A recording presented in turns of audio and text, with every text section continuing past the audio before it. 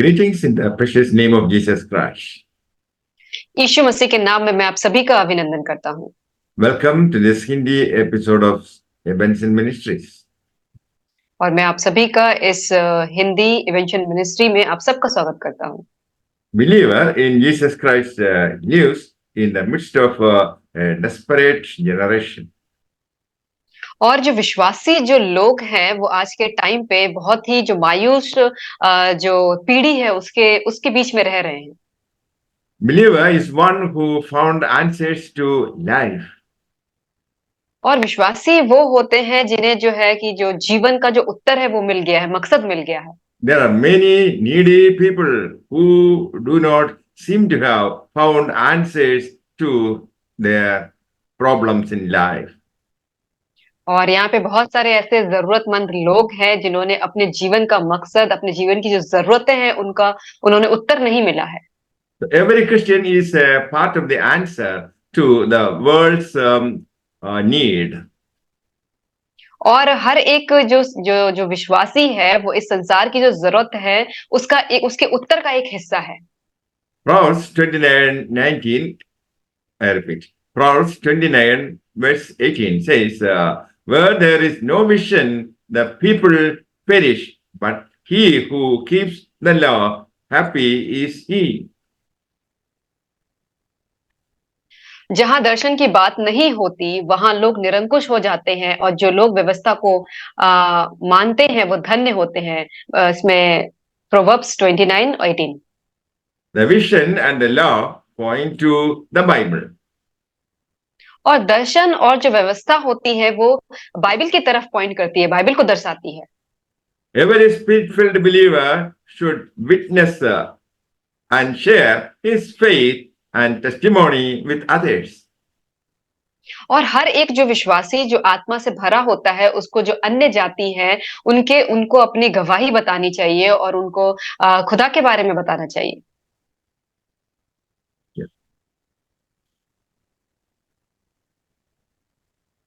God saved you from sin and bondage to fulfill the will and purpose of God.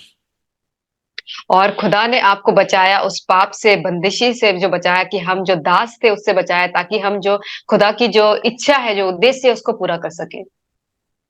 A believer, according to John the Baptist, should bear fruit in keeping with repentance.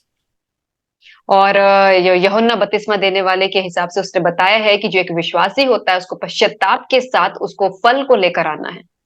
Don't be stingy and cold-hearted, but share with those in need.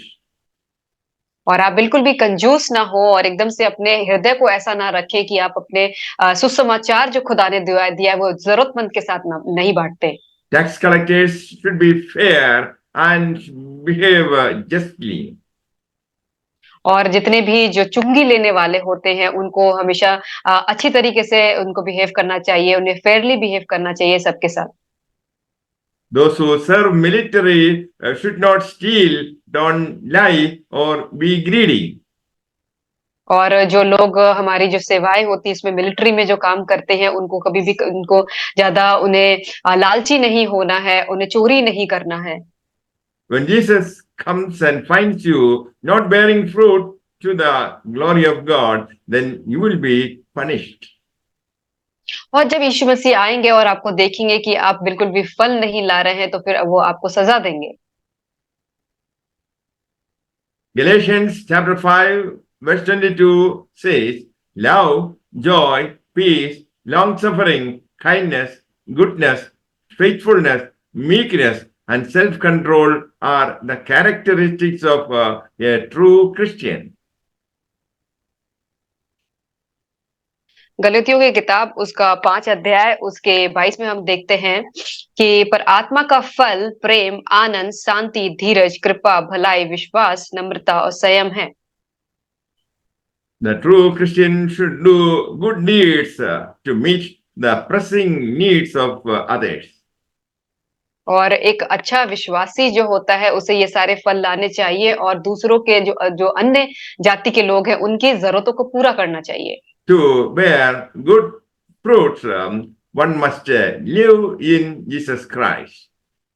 और अच्छा फल लाने के लिए हमें जो यीशु मसीह के अंदर हमें रहना है। In Matthew chapter 21, Jesus told a parable about the transfer of the kingdom of God. और मत्ती रचित सुसमाचार उसका 21 अध्याय में यीशु मसीह ने बताया कि जो स्वर्ग का राज्य है उसको कैसे परिवर्तन किया जाएगा। God had saved the Israelis from the bondage in Egypt. और यीशु मसीह ने जो इजरायली थे उनको जो बंदिशों में थे, दासत्व में थे, जहाँ मिस्र में, वहां से उनको छुड़ाया। God blessed them with a land flowing with milk and honey. और यीशु मसीह ने उन्हें ऐसी जगह से आशीर्वादित किया जहाँ पे दूध और मधु की धारा बहती थी। But they didn't honor God or acknowledge Him as the Lord. और लेकिन उन्होंने खुदा को सम्मान नहीं किया, उनको पहचाना नहीं खुदा के रूप में। They abused His messengers and killed His son.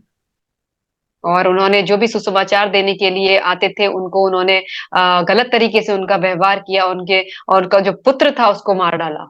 So kingdom was taken from them and given to people producing fruits. और इसीलिए जो राज्य है वो उनसे ले लिया गया और उनको सौंप दिया गया जो फल लेकर आते हैं। Israelis became self-satisfied, self-absorbed, and stopped bearing fruits. और जो इजरायली थे वो स्वयं संतुष्ट, आत्मलीन और वो फल को लाना उन्होंने बंद कर दिया था। He can do the same thing in the life of a Christian. और वह यही चीज जो मसीह के जीवन में भी कर सकता है। Those who live in flesh cannot bear fruits. और जो शरीर में रहते हैं वो कभी भी फल नहीं ला सकते। If you are still in sin, you cannot praise God. और अगर आप अभी भी पाप में हैं तो आप परमेश्वर की प्रशंसा नहीं कर सकते। If you are still in sin, you cannot please God. और अगर आप अभी भी पाप में हैं तो आप परमेश्वर को खुश नहीं कर सकते। Bible identifies numerical growth of the church as fruits. और जो बाइबल जैसे बताती है कि जो गिरजा जो चर्च होती है उसकी जो पहचान होती है जब वो फल लेकर आते हैं। In Romans chapter 1 verse 13, Paul is talking about winning unbelievers to Christ as fruits. और रोमियो की किताब उसका 1 अध्याय में पौलुस कहता है कि जो अन्य जाति है उनको मसीह में जीतना, वो कहता है कि उसको फल लाना कहते हैं। Every time a soul is led to Christ, fruit is being given to God. और हर एक बार जब एक अविश्वासी जो होता है, अन्य जाति होता है, खुदा में मसीह में जब वो आता है तो एक जो फल है वो खुदा को दिया जाता है। Proverbs chapter 11:30, we read, fruit of the righteous is a tree of life, and he who wins souls is wise. नीति वचन उसका 11 अध्याय हम 30 में देखते हैं कि धर्मी का प्रतिफल जीवन का वृक्ष होता है और बुद्धिमान मनुष्य लोगों के मन को मोह लेता है। When Jesus saw the crowds, he was moved with compassion and said, the harvest is plenty, but workers few. और जब यीशु मसीह ने उस भीड़ को आते हुए देखा, सब यीशु मसीह का जो हृदय है वो दया से भर गया और उसने कहा कि फसल तो बहुत सारी है लेकिन काम करने वाले जो वर्कर्स है वो बहुत ही थोड़े हैं। Bible declares the rewards to the righteous. और बाइबल बताती है कि जो धार्मिकता है उसके लिए इनाम होगा।